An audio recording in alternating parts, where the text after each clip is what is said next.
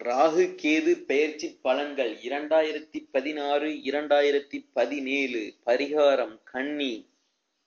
உங்கள் ராசிக்கு 12 ராகு இருப்பதால் படுக்கை, கம்பிளி, பாய், தலையணை போன்ற படுக்கை அறை பொருட்களை தானமாக வழங்குவது நல்லது.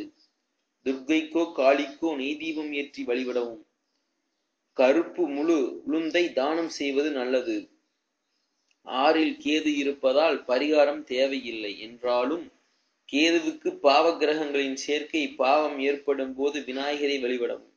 ஸ்ரீகாளஹஸ்தியில் உள்ள பாதாள விநாயகரை வழிபடுவது சிறப்பாகும். ஏதாவது ஒரு அம்மன் கோயிலிலோ காளி கோயிலிலோ பால் அபிஷேகம் செய்து அங்கு கொடுக்கும் நைவேத்திய பிரசாதத்தை கோயிலுக்கு வரும் பக்தர்களுக்கு விநியோகம் செய்யவும். சனிக்கிழமையன்று 17 வாரங்கள் நவகிரகத்தை சுற்றி வரவும். முடிந்த அளவு ஏழைகளுக்கு உதவுவதை வழக்கமாக கொள்ளவும்.